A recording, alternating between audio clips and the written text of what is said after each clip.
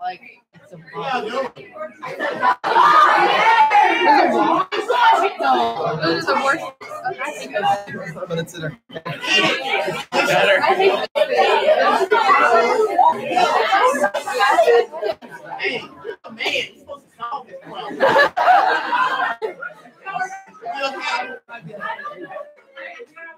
Let's go on.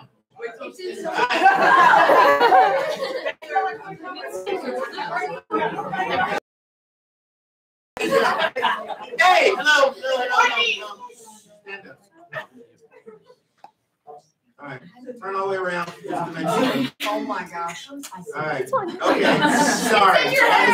Have a seat. A wasp. Now you guys are awake, right?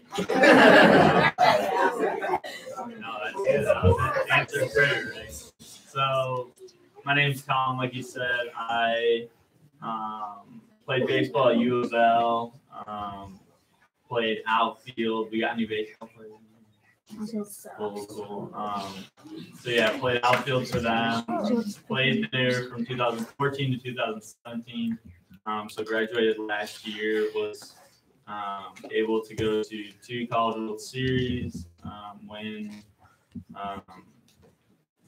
our division every year and stuff like that. But man, there was no greater accomplishment during my college career than when I decided to give my life to Jesus. So I'll kind of talk to you about that and just see where we end up. So I'm from near Chicago, Illinois. You guys know where that is. So probably about 5.5 hours from here.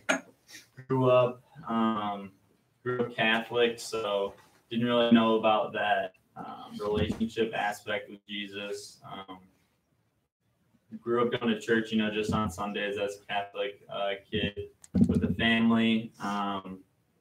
Didn't really, so baseball started to get really heavy, travel ball and stuff like that. Some of you guys may know, maybe with the other sports, you start doing travel and then outside of school and stuff like that, and it gets really, really busy. So we'd have tournaments on the weekends and stuff like that,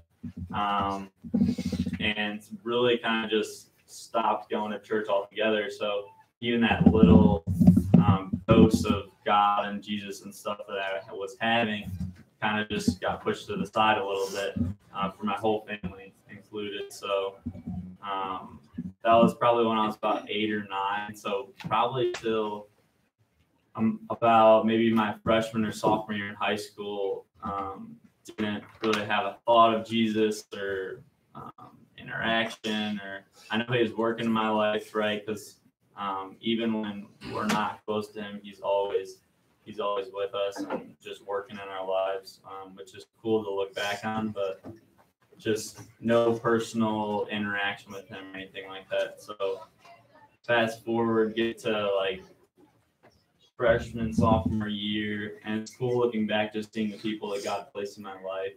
And I know he's doing that right now in your guys' lives.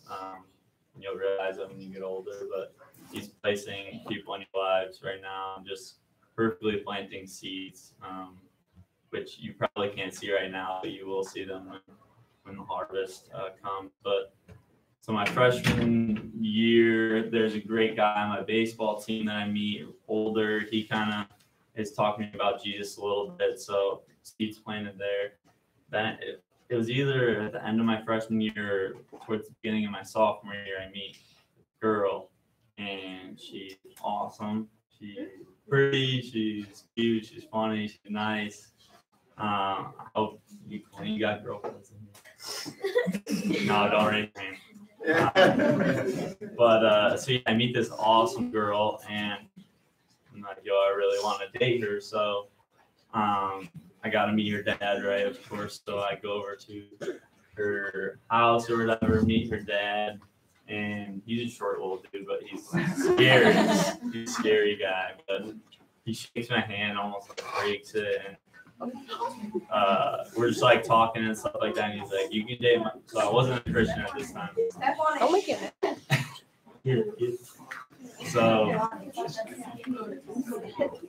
I wasn't a Christian at this time, and you know, this girl is a Christian, her family's Christian, just great people. And I mean, I didn't know what that was like, but her dad was like, "All right, so you can date my daughter, but you have to come to church with us on Sundays." So I'm like, "No problem, right? Like, I'll go to church on Sundays so I can date your daughter. That's the easiest thing I've ever heard." So I say, yeah, and end up going to church with them a little bit on Sundays and stuff like that. And I was like there, but I was only there because I had to be there to date this girl, right? So it wasn't my choice, and it wasn't. They didn't force it on me or anything, but I can look back and see, just like I said before, just people God was planning in my life constantly, and just how He was working in my life before I even decided to come to know Him.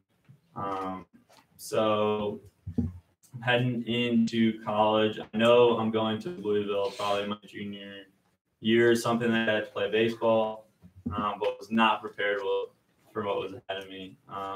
You guys probably know kind of small transitions. So you went from elementary school to middle school, and then you go to middle school to high school, right? And then high school to college, and then college to the real world. So each transition is huge. Like huge changes will come. I'm sure you've noticed that. Like you got lockers now, right?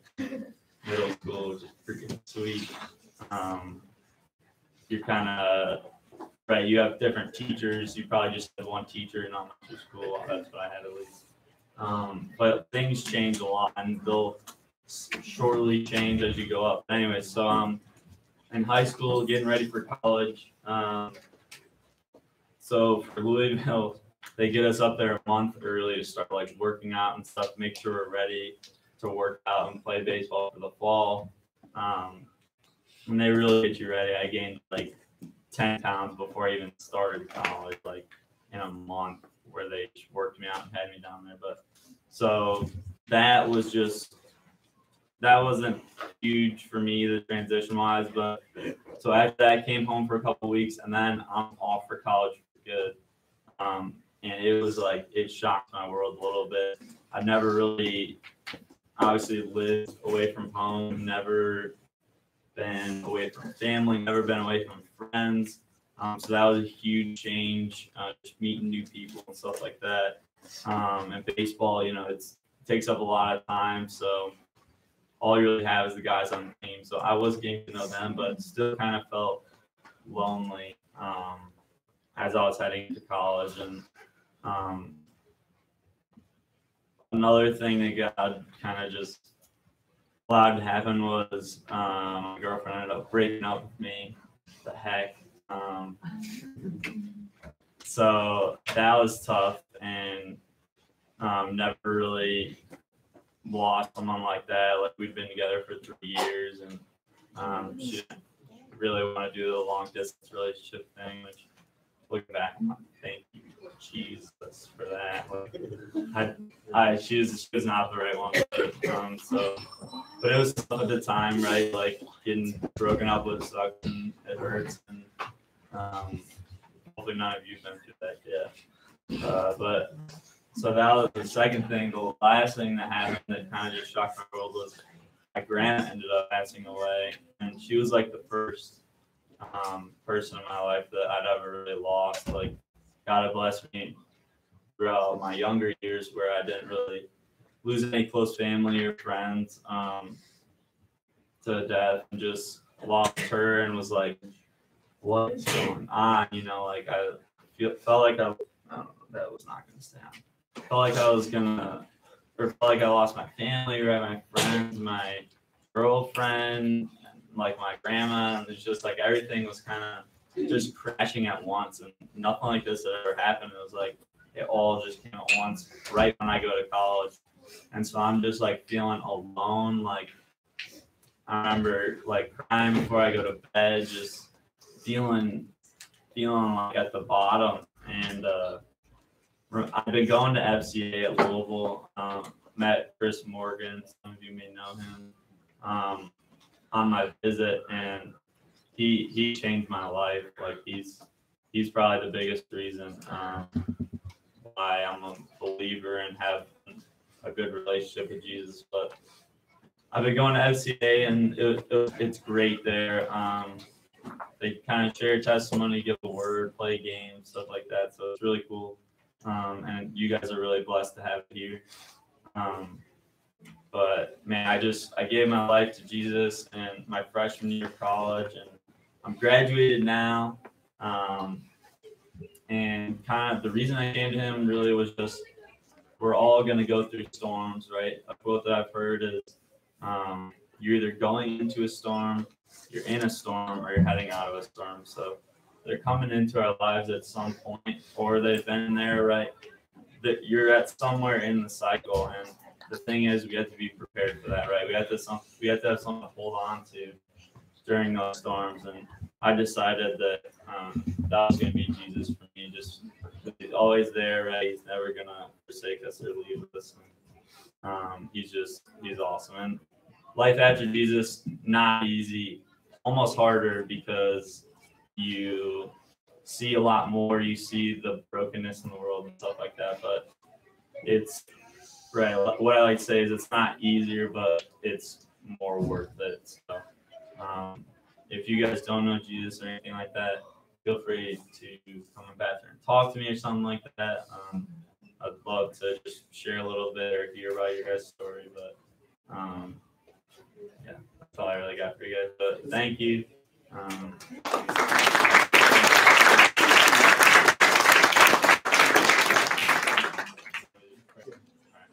You guys would bow your heads with me.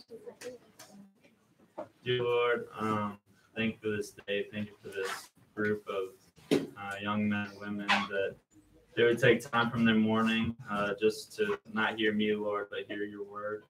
And thankful for these men that are leading them and just taking time out of their day as well to impact these kids and just influence them. And Lord, everything that we do for the rest of the day and the rest of our lives, we pray that you're just right in the middle of it, and we're just glorifying you with all that we've got. We love you and we thank you. It's in your name we pray. Amen. How was that?